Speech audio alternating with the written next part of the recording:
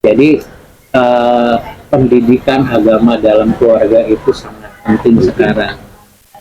Itu sih sebetulnya terlihat sekarang anak-anak atau keluarga muda yang anaknya kelas TK, SD, itu lebih senang menyekolahkan mereka itu ke yang belakangnya ada embel-embel agamanya lah, gitu kan.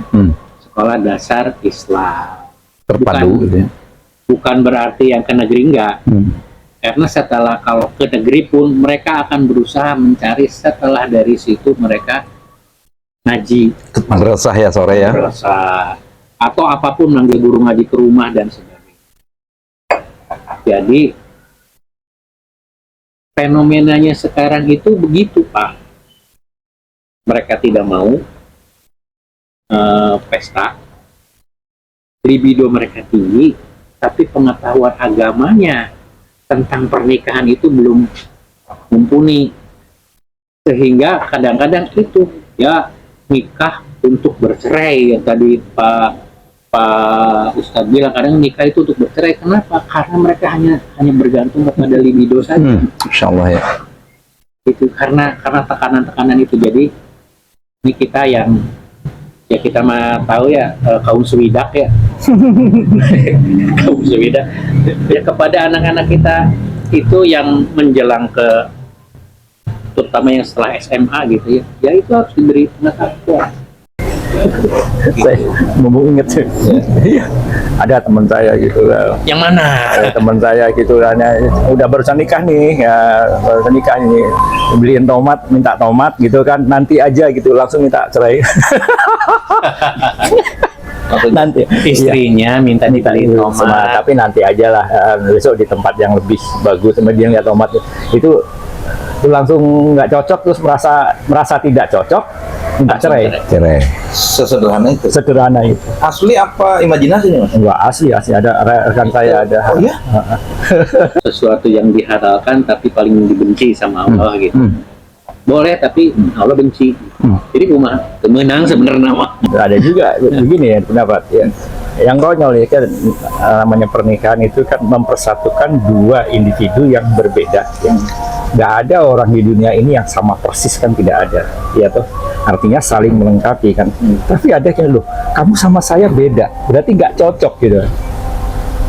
Padahal harus beda nih. Harus beda. Nikah tuh harus beda. Iya. Nah, ini nggak mungkin nikah tuh harus beda sebetulnya. Mana cocok, jadi mau cari yang sama loh. Kalau gitu cari yang sama, kamu pemarah, ya istrinya jadi pemarah dong, gitu kan? Nggak mungkin lah, gitu kan?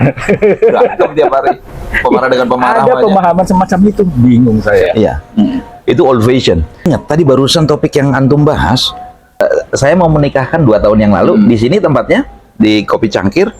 Beliau nih cerita mau ngadain acara saya mah intimate wedding aja katanya, yang hadir teman-teman deket anak saya, terus teman-temannya beliau, malah temen juga sedikit sekali yang diundang sama beliau.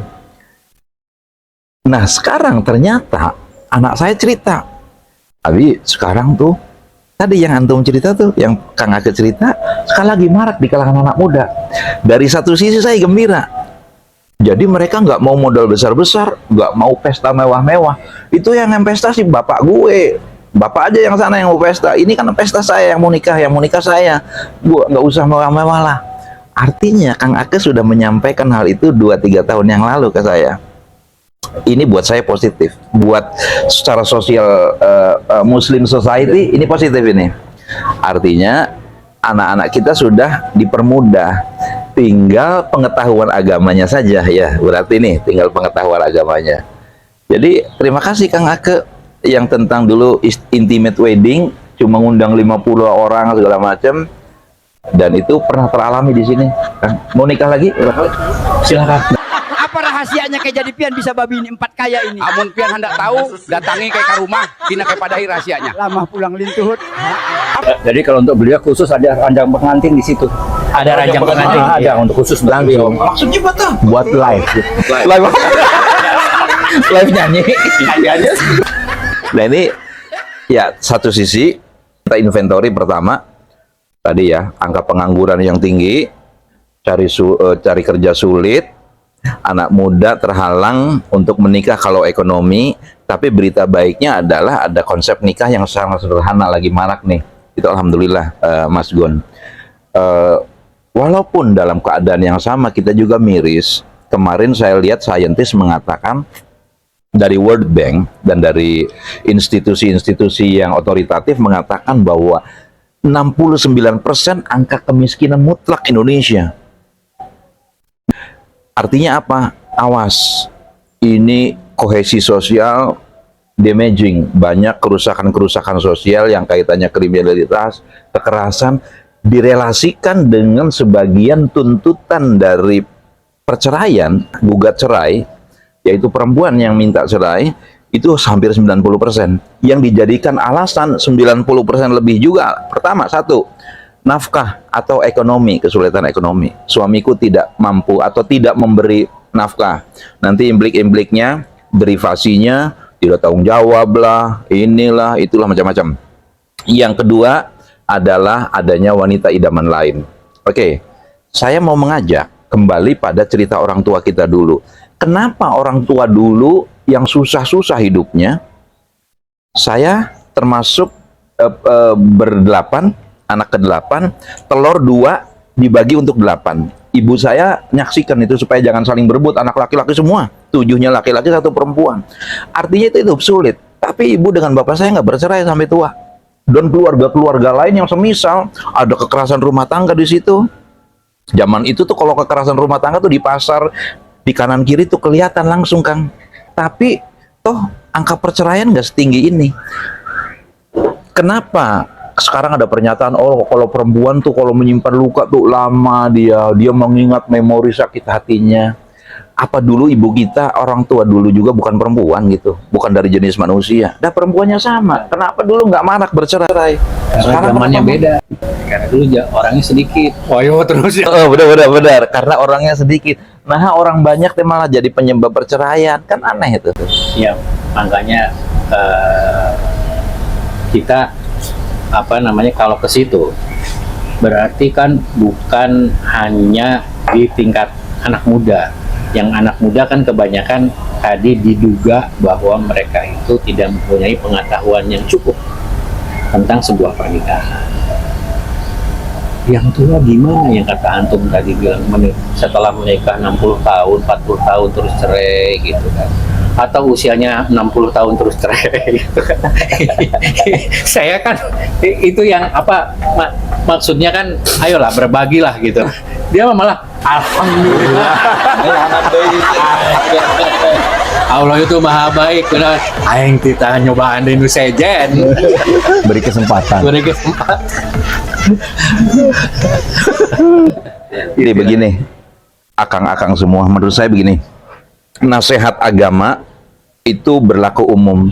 Allah ad-dinun nasihah. Agama itu adalah nasihat. Dan diantaranya, sekarang kita lihat, angka perceraian itu bukan hanya melanda anak muda, tapi anak tua juga. Mereka yang bercerai pada usia 50-an, Mas Gun, baru setahun nikah, baru sama, nggak kuat, cerai juga. Jadi ini menurut saya udah fitnah akhir zaman kalau menurut saya. Yang baru nikah, pasangan muda, belum setahun nikah, tadi hanya karena masalah tomat gitu ya misalkan, minta cerai. Kemudian pasangan yang tua, sama, bercerai. Jadi seolah cerai itu jadi ajang solusi kehidupan dan kerutan hidup, bukan ajang introspeksi menurut saya. Bahkan mereka kalau sudah cerai tanya bangga, dituliskan di status, hidup aku sekarang lebih bebas, lebih ini, lebih itu. Jadi biar orang tahu gitu bahwa dia tuh lebih nyaman hidup sendiri, ternyata lebih nyaman sendiri. Nah ini kan dia nggak tahu bahwa ada ongkos sosial yang tinggi. Anak dan cucu jadi korban, masyarakat menjadi rapuh. Makanya sebetulnya tadi, sesungguhnya kalau menggunakan agama sebagai suatu patokan kehidupan, maka perbuatan halal yang paling dibenci, taghdhab, ya, abghadul halali ilallahi at-talaq. Perbuatan halal yang paling dibenci oleh Allah adalah tolak. Itu tuh maksudnya, mau dibenci oleh Allah tuh. kok rela gitu. Saya merasa langsung bikin gugat cerai, merasa lebih nggak tahu tah ancaman Allah adalah kebencian tuh. Nah itu ngeri sekali tuh. Inna iblisa yadau arsahu. Jadi sesungguhnya iblis itu meletakkan singgasananya di atas air. Lalu datang kepada salah satu pasukannya dan berkata, aku tidak meninggalkannya sampai aku berhasil menceraikan dia, ya, menceraikan seseorang dari istrinya. Kalau konteks sampai aku berhasil menceraikannya dari istrinya, konteks hadis ini adalah laki-laki yang menjatuhkan talak. Pemegang talak, perceraian itu betapa laki-laki tuh. Sekarang zaman sudah dirubah. Perempuan yang lebih mendominasi, dia yang mengajukan gugat cerai. Akhirnya laki-laki banyak yang merana, terseok-seok, pasrah. Sudah mau apa lagi? Kayak saya. Oh, kayak antum ya? Oh, baru tahu saya.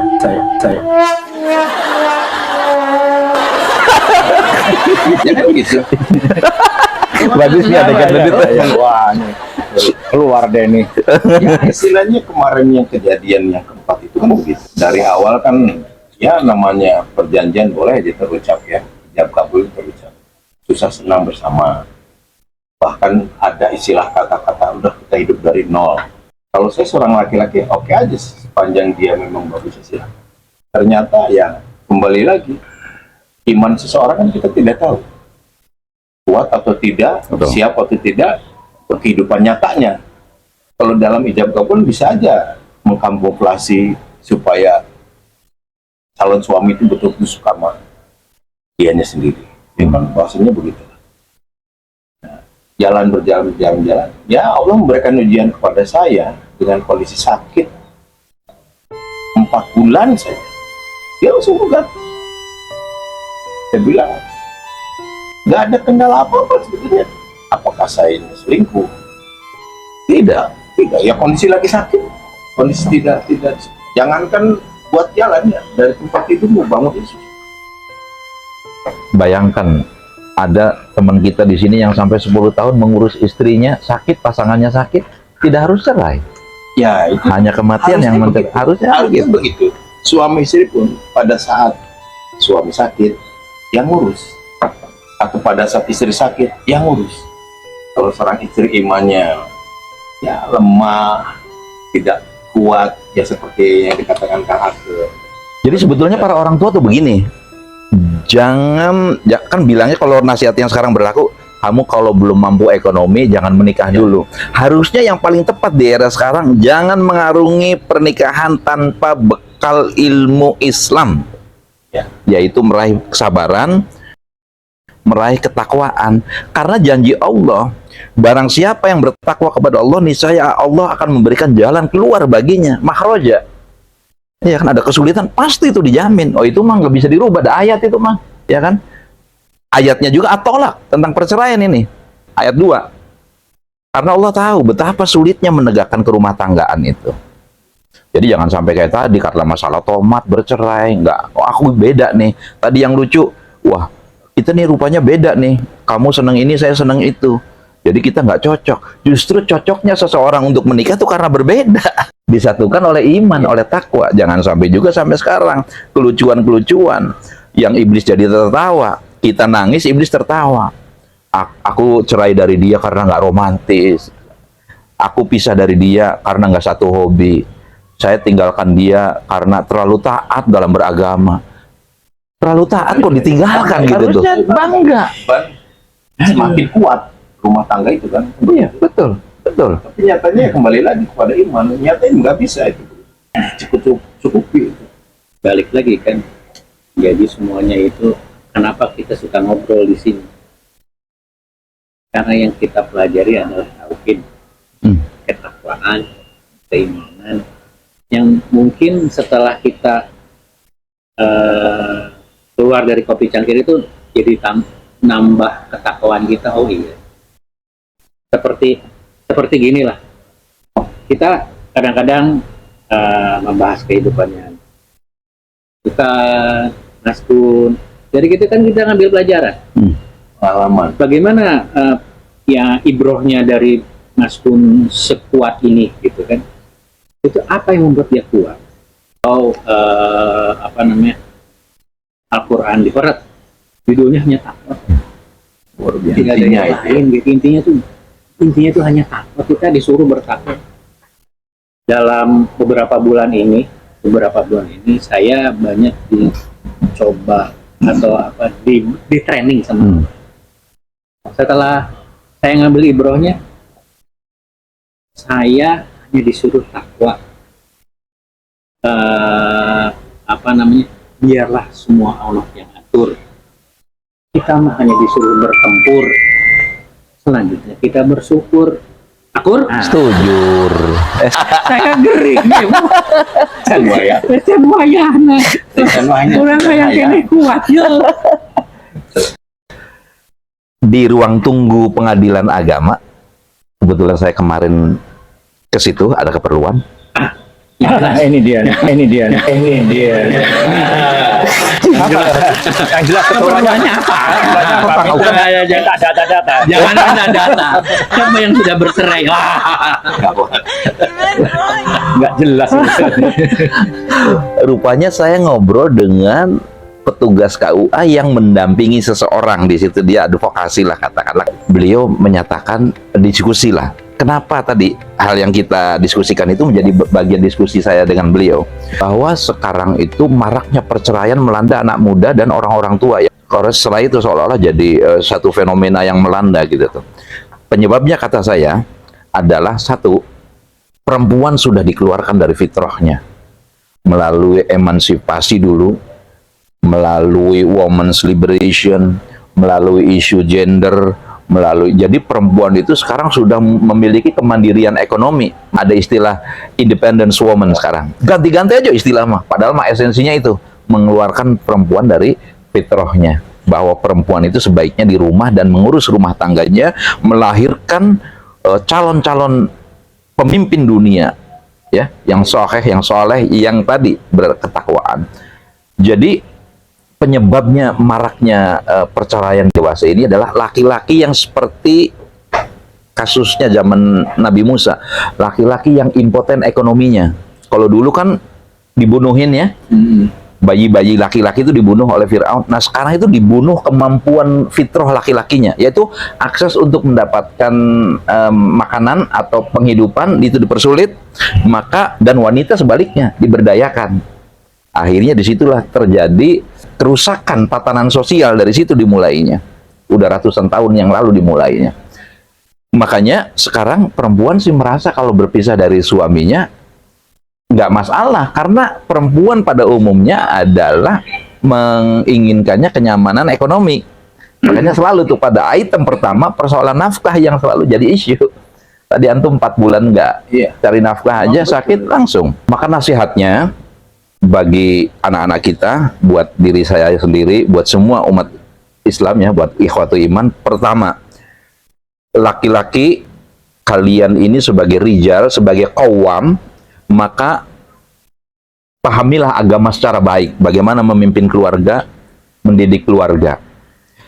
Bagi para perempuan, kembalilah pada fitrahmu, adanya di Al-Quran dan di As-Sunnah, bagaimana semestinya wanita muslimah. Bekerja boleh nggak? Dari zaman Rasul perempuan pekerja juga ada, tapi tidak marak sebagaimana sekarang yang kemudian mengeluarkan fitrah dari kewanitaannya. Gitu. Jadi punten ada fenomena menitipkan anak ke SD IT supaya nggak ngasuh gitu. Bung capek. Oh, dari pagi sampai sore. Sore tinggal jemput. Jadi Full day lah. Iya, full day itu ada ya, ini bukan jelek, full day itu bagus. Cuma ini sisi yang lain yang patut kita perhatikan. Barangkali begitu, dan dia sependapat tuh orang yang ngobrol dengan saya. Betul Pak, saya setuju itu. Ini sudah meresahkan dan sudah mengerikan, kata dia. Kita closing statement setelah ini. Bangun rumah tangga dengan ilmu, bukan dengan asumsi. Pertahankan cinta dengan takwa, bukan dengan nafsu. Ya, saya sih mengajak kepada orang tua yang grup sewidak ini, grup yang udah 60 tahun gitu kan, rata-rata anak-anaknya sudah pada usia-usia pernikahan. Jaga mereka dari api neraka dengan menambahkan pengetahuan tentang agamanya, bagaimana nanti dia harus berumah tangga, Berumah tangga. gitu kan. Ya seperti kita mendapatkan contoh dari orang tua kita lah. Ini sekarang zaman-zamannya kita untuk memberikan contoh atau pengetahuan kepada anak-anak kita, anak-anak kita, selamatkan dia dari api neraka.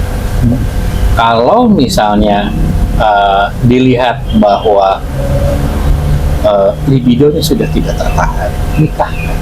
Beri mereka pengetahuan, dan harta yang ada di kita gunakanlah untuk menyelamatkan dia, karena kan perintahnya selamatkan istri-istri dan anak-anakmu dari siksa api neraka. Itu perintah kan? Jadi itu yang idealnya begitulah. Tapi setidaknya beri mereka pengetahuan agama yang cukup sebelum lepas dari tanggung jawab. Begitu Pak? Ya. Yang jadi masalah sekarang orang tuanya nggak ngerti gimana dia mau ngajarin gitu. Ya. Jadi mestinya orang tuanya di training dulu. Ya, datang ke sini ya, ngobrol sama kita ya. Iya. Hidayah itu kan tiap hari turun. Mau ditangkap apa enggak? Iya. Betul.